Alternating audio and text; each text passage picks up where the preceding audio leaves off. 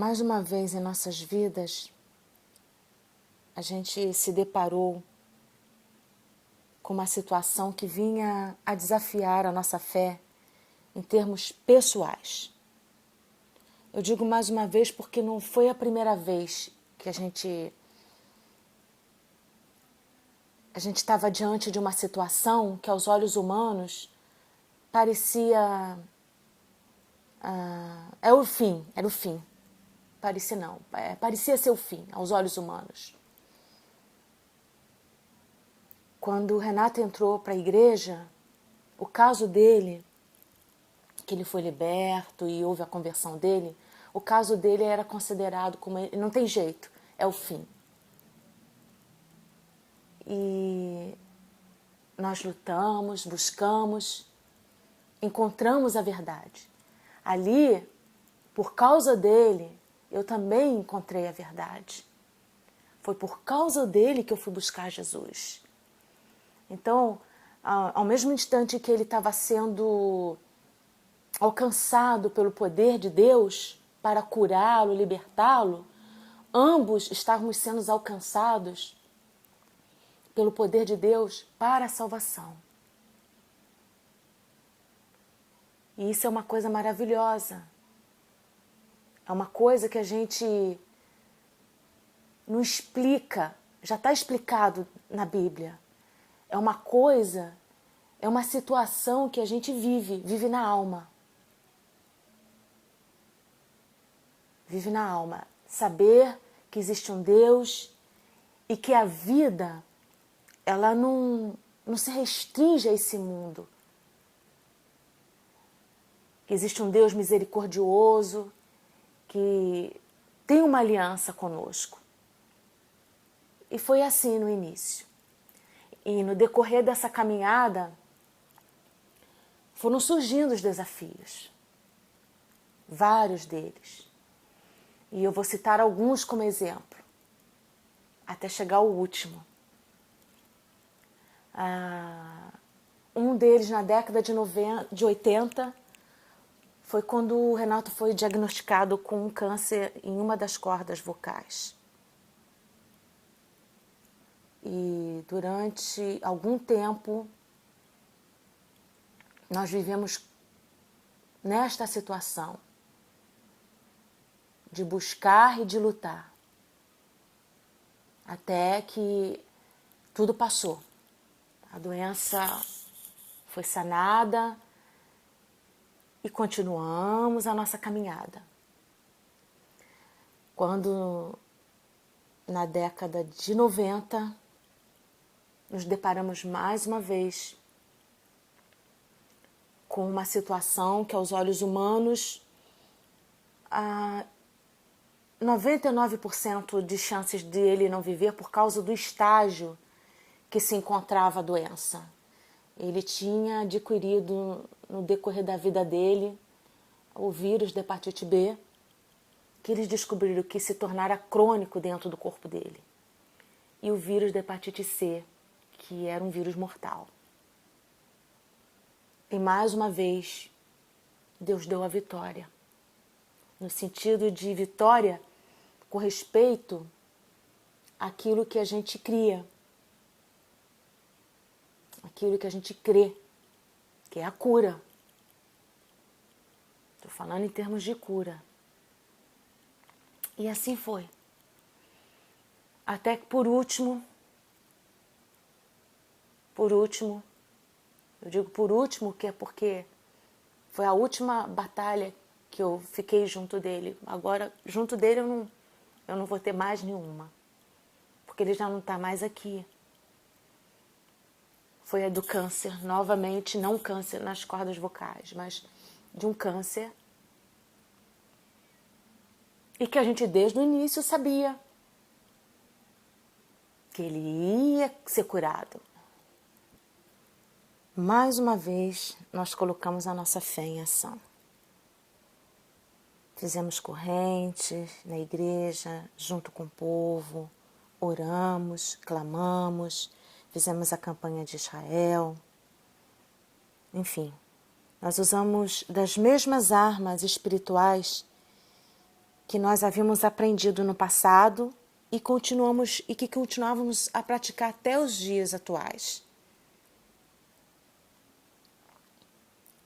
Mas a cura não aconteceu. Ele teve uma melhora, o Renato teve uma melhora, mas não obteve a cura.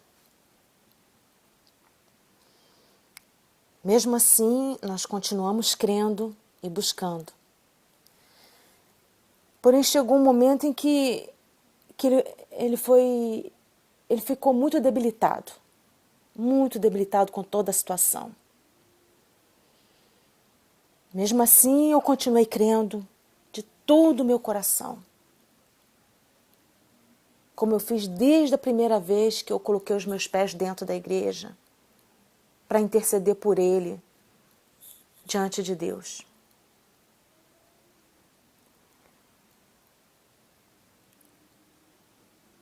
Porém, o Renato ele continuava debilitado. E eu já conseguia ver, até com os olhos físicos, o cansaço nele. Ele já não queria mais lutar. Não queria mais lutar. Ele parou. A alma dele se aquietou. Não queria... como eu posso dizer? O que eu percebi nele, é que ele se aquietou mesmo. Aquele movimento de fé que a gente fazia dentro de casa, na igreja, todo o tempo ele esteve rodeado de pessoas que o amavam muito. Era um movimento diário de fé. Da parte dele a gente via que ele já não estava mais interessado. Ele estava quieto, ele ficou em silêncio. E um dia só estava eu e ele, estávamos a sós, e ele falou, olha, vamos orar aqui, Tânia, vamos orar. Vamos orar porque eu tenho que falar com Deus, porque eu já não aguento mais ficar nessa situação. Então, ele falou para Deus que aquilo não era a vida que ele estava tendo, que ele se sentiu inútil. E se a vontade de Deus era levar ele para junto dele, então que ele levasse. E ele fez um pedido na oração, que gente, é assim, com a pureza dele, especial. Ele era uma pessoa muito especial. Ele pediu para Deus, Senhor, me leva quando eu estiver dormindo. Faz o meu coração parar. Quando ele acabou de orar, eu fui pedir a Deus o que eu podia falar com Deus. Numa hora daquela, numa situação daquela, que ia de encontro a tudo que a gente vinha... tudo que a gente cria no sentido desse mundo, das coisas desse mundo, e vinha fazendo. Eu entendi a atitude dele. Ele passou a viver um estágio que eu não conseguia ver, mas ele já conseguia ver e entender que a vontade de Deus tinha que prevalecer. E não adiantava a gente insistir numa coisa que ele já tinha percebido que não era a vontade de Deus.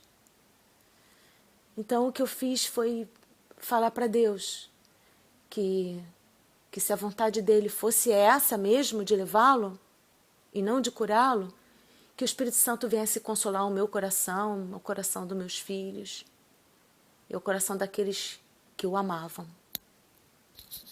Foi esse meu pedido nesse dia da oração. E a gente passou a tomar a Santa Ceia diariamente. Diariamente. Eu continuei agindo a minha fé. Porque eu pensava assim, eu não falei para ele, porque ele ficou em silêncio. Ele silenciou. Ele falou, agora é com Deus. Agora é com Deus. Eu continuei agindo a minha fé porque eu pensava assim, enquanto a vida é esperança. Porém, a alma dele, ela já tinha se aquietado. A alma dele já tinha se aquietado. E o estado físico dele piorou.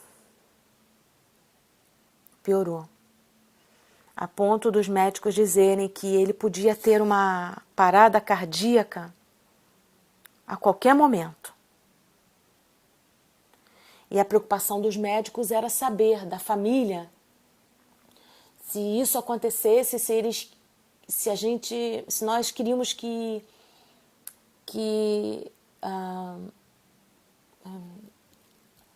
como eu falo assim, a pessoa para o coração para, mas eles têm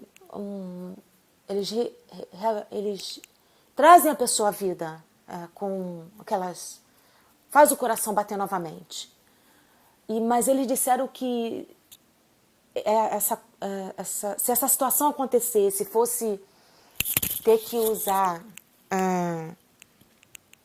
chegar a esse extremo de ter que usar, ressuscitá-lo, de ter que ressuscitá-lo através das máquinas, poderia haver consequências muito dolorosas, consequências muito dolorosas e tal. Eles disseram que isso poderia acontecer, ou não, não sei. Mas deixaram a gente saber de todos os riscos. Que não era só o benefício de trazê-lo à vida ali, o benefício humano. Mas ele nem esperou a gente responder. Porque é claro que a gente, numa hora dessa, você fica parado no ar. É como se tivesse dado um stop assim na tua mente. Mas ele disse, não, se o meu coração parar, eu não quero que faça nada. Eu não quero que faça nada. Se meu coração parar, parou. E aí, depois, ele conversando, ele também deixou clara a vontade dele. Olha, Deus me levando, eu não quero esse negócio de velório. E foi deixando, falou o que ele gostaria que fosse feito.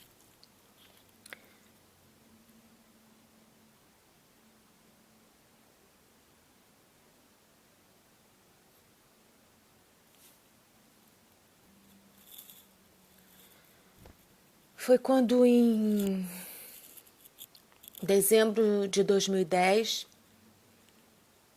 nós levamos ele para a emergência do hospital.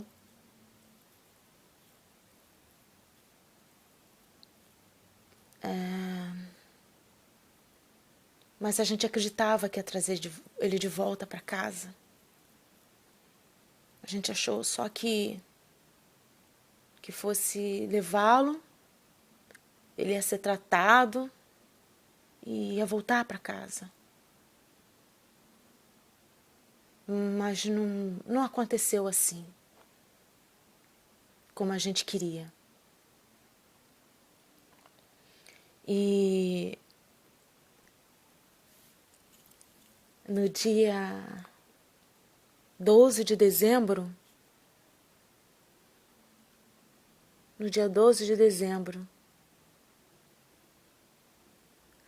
a gente tinha o meu filho, um dos meus filhos que nós nos revezávamos, porque depois da sala de emergência ele foi levado para um quarto para ser tratado. E a gente revezava quem dormia. Ficávamos durante o dia e à noite um só dormia. E na madrugada de sábado para domingo, um dos meus filhos ligou, era 5 horas da manhã, e falou: mãe, vem para cá, porque meu pai, ele está respirando com muita dificuldade. E então a gente foi para lá. E chegando lá, ele estava com oxigênio, uma máscara de oxigênio ajudando ele a respirar. Mas a gente pensava que era só uma crise que ele estava tendo para respirar. E pra gente, na segunda-feira ele vinha para casa.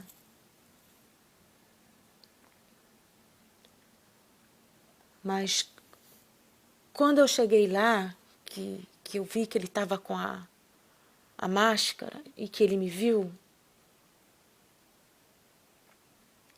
os olhos, ele já não estava mais ali, me entende? Eu não sei. Eu nunca tinha passado por isso antes. Ele me olhava, mas como se ele já não tivesse mais ali, mas ele estava respirando. Eu não sei cientificamente que explicação tem, eu não sei.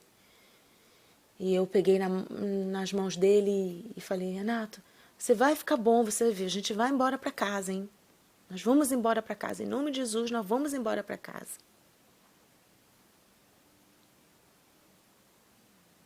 E ele sorriu para mim e disse, minha Tânia.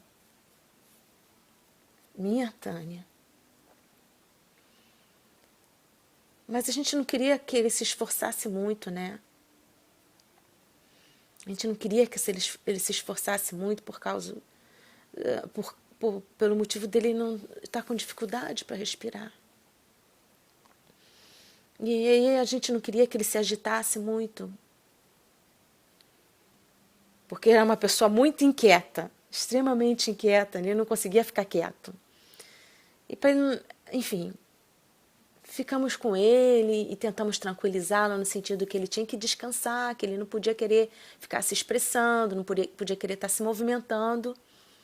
E daí deu a hora e um dos meus outros filhos chegou. E eu desci com ele para lanchar. E ele ficou com outro filho. E quando a gente acabou de comer o sanduíche, o radinho tocou e o meu filho falou, mãe, vem pra cá, porque o meu pai não está respirando. Aí eu falei para ele, chama a enfermeira. Porque eu não acreditava que ele tinha parado de respirar. Eu não acreditava. Eu falei, chama a enfermeira, você tem que chamar a enfermeira, a gente já está subindo, nós estamos a caminho. Em nenhum momento o desespero nunca tomou conta do nosso coração.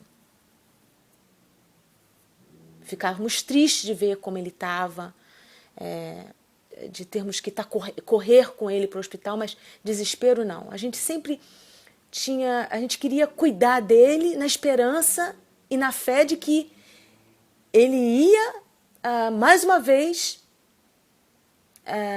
se recuperar dessa enfermidade, ser curado. Só que quando eu entrei no quarto, eu vi que realmente ele já não estava mais respirando. Quando eu entrei no quarto, o oxigênio não estava mais sendo usado. Eu vi que a máscara não estava mais embaçada.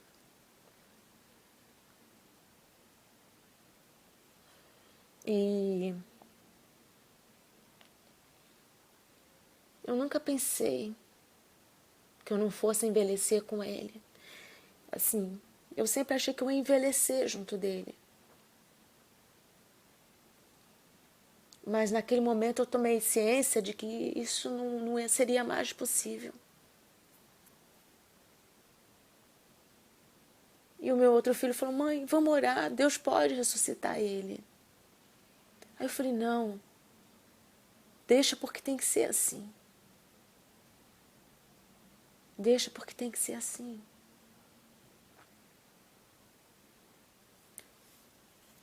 Ele tinha o semblante mais doce que eu já vi em todos esses tempos de convívio com ele. Foram 35 anos de convívio. 32 anos eu faria agora, em fevereiro. Aliás, agora dia 10 de fevereiro, 32 anos. E mais 3 anos de namoro, então 35 anos. É muito tempo do lado de uma pessoa nos dias de hoje. Mas graças a Deus por esse tempo.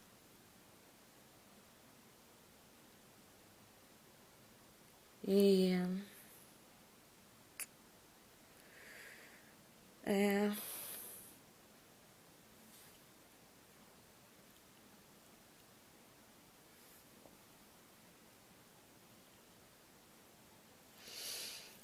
bem,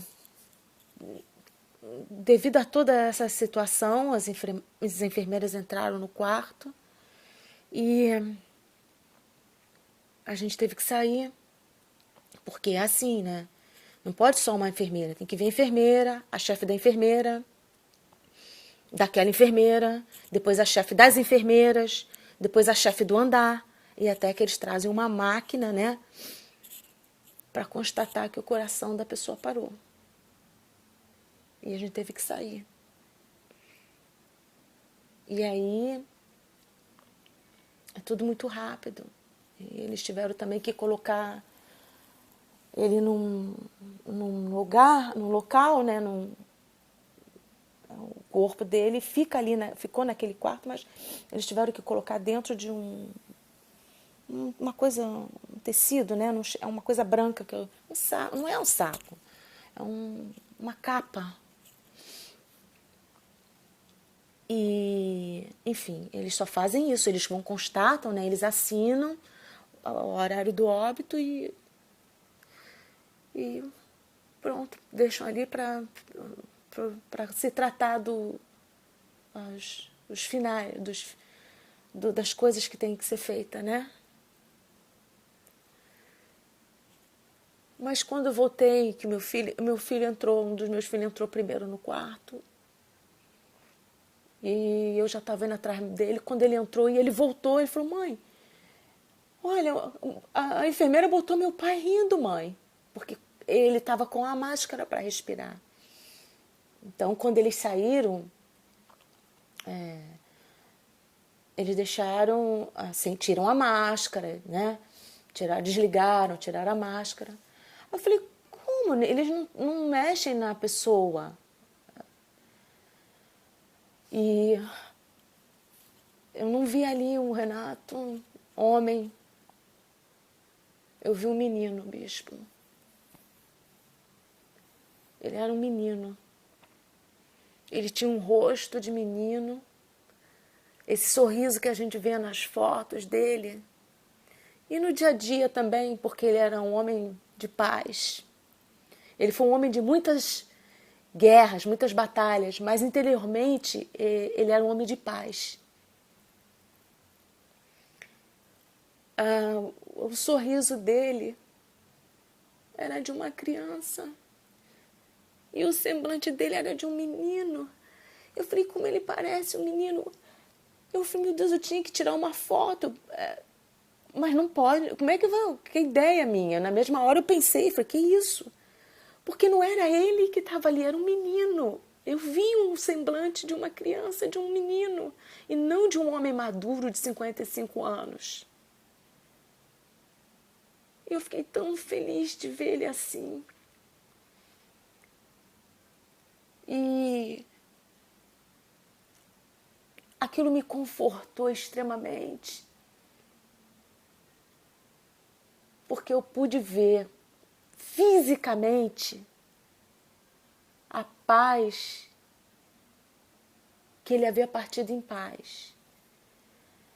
E eu já não sentia mais nenhuma necessidade de questionar ou de buscar porquês. Porque eu sabia que ele estava em paz, ele já não estava mais ali. E o lugar que ele estava era nós depois fomos para uma sala de uma recepção cercado de muitas montanhas. E eu sabia que o espírito dele já não estava mais ali. Já tinha sido levado para o Pai. Foi imediato. Não foi nada constrangedor, não foi nada triste. Pelo contrário, foi tudo de uma maneira muito pacífica. E a gente começou a viver, eu a minha casa, começamos a viver uma outra fase da fé. Uma outra fase da fé. Nós passamos a ser sustentados por uma fé infinitamente mais poderosa que a morte. Porque além de nós crermos na cura, nós cremos que a vida se estende para além deste mundo. E que ela continua por toda a eternidade.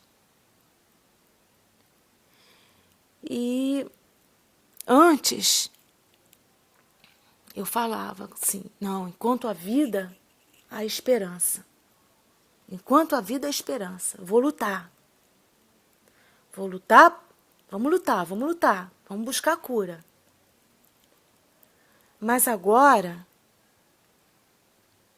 eu não falo mais assim, eu não penso mais assim. Eu já não digo mais isso. Eu já não digo mais enquanto há vida, há esperança.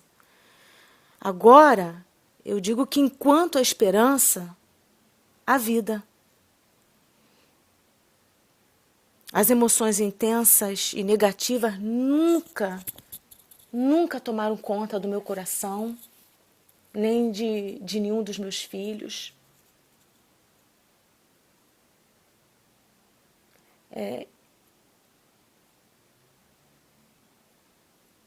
E nem eu nunca fiquei sob o domínio de nenhum sentimento ruim ou qualquer tipo de sentimento negativo. Eu só tenho, hoje me resta só um sentimento na minha alma, que é o da saudade. A saudade que eu sinto dele, da falta que ele me faz. E que agora eu tenho que reaprender a viver sem ele junto de mim, sem a companhia dele.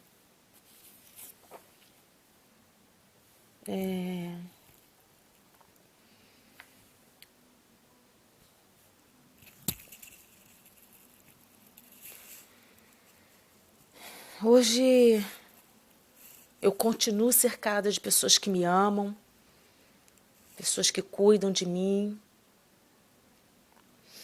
Quero agradecer a todos de coração que oraram, que intercederam, que clamaram diante de Deus, diante desse Deus poderoso e maravilhoso,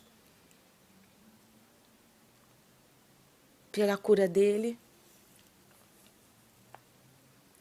A oração de vocês nos sustentou espiritualmente, até mesmo fisicamente. Obrigado por essa corrente humana que vocês fizeram e por vocês amarem ele verdadeiramente. Ele era uma pessoa que gostava de se sentir amado. E ele foi amado até o final, por todos nós. Agora o que me resta é continuar firme na fé e na esperança. Na esperança de que um dia vamos estar todos juntos. Vamos estar todos juntos. Paulo diz que o corpo que é semeado é perecível. E ele ressuscita imperecível. Ele diz também que o corpo que é semeado em desonra, ele ressuscita em glória. Que o corpo que é semeado em fraqueza, ressuscita em poder. Que o corpo que é semeado, um corpo natural, ele ressuscita um corpo espiritual. Então, é nessa fé que a gente segue. As minhas batalhas continuam porque eu fiquei aqui. Mas eu continuo firme, segurando na mão de Jesus. E não vou soltar. Porque eu quero um dia estar lá, junto dele.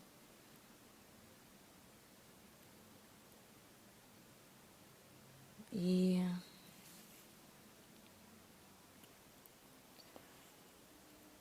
é assim.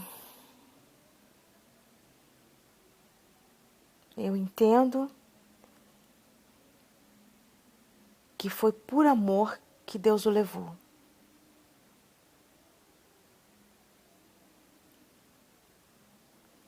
Eu entendo que foi por amor que Deus o levou. Deus quis ter o Renato perto dele e o levou por amor. E eu digo para Deus, amém.